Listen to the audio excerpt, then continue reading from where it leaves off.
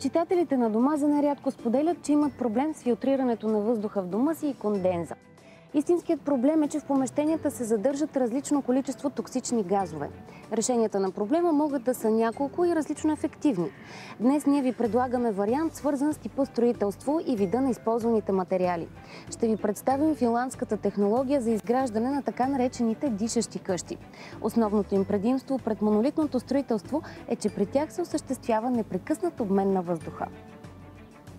Полярният бор и финландският снежно-бял смърч се използват най-често за построяването на такъв тип екокъщи. Суровите климатични условия в Финландия спомагат за забавяне растежа на дърветата и за по-малкото влага в дървесината. Материалът е по-здрав и дълготраен, устойчив на пожари, земетресения и ураганни ветрове. В момента в България се изгражда първият по рода си комплекс от финландски къщи Scarlet Flower. Той се намира в един от най-предпочитаните райони на София – Бояна, и се състои от 15 къщи. Това място е уникално, където в момента са къщите и такова няма в София.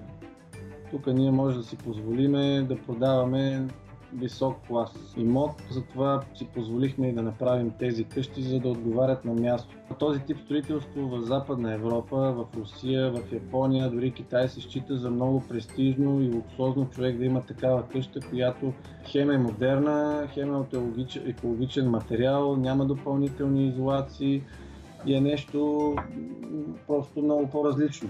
Този тип строителство не е за всеки. Има много хора, които казват, какво ще правя вкъща от дърво? Но и са скептично настроени, не се опитвам да ги убеждавам, дори не искат да дойдат да ги гледат. Другите, които има и те са доста, които много харесват идеята, не са им проблеми изобщо парите. Защото една къща в случая от тези струва около 800 000 евро заедно с двора, който е около 700 квадрата, хич не е малък. И реално не е толкова скъпа къщата, колкото има апартаменти в центъра, в мръсотията за по 2000 евро на квадрат. Редица проучвания в областта показват, че такъв дишащ дом нормализира кръвното налягане и функцията на белите дробове, подобрява съня, повишава интелекта и работоспособността, премахва стреса и даже стимулира паметта.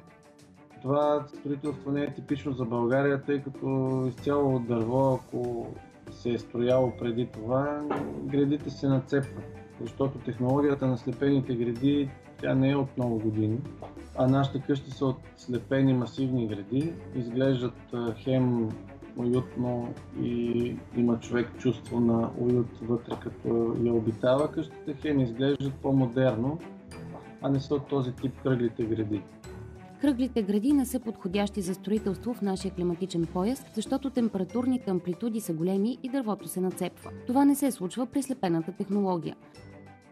Има тъй наречените смолисти джобове, които в един момент, като напече слънцето на фасадата и мине някакво време, и смолата избива и почва да тече. Това естествено е язва върху покритието, което сме нанесли при обработката с боята. Това нещо се изчегъртва, зашкурва се, премахва се и се бойдисва на ново място. Една двуетажна дървена къща може да бъде построена за около 15 дни, а комплексът Scarlet Flower трябва да бъде завършен до месец ноември 2017.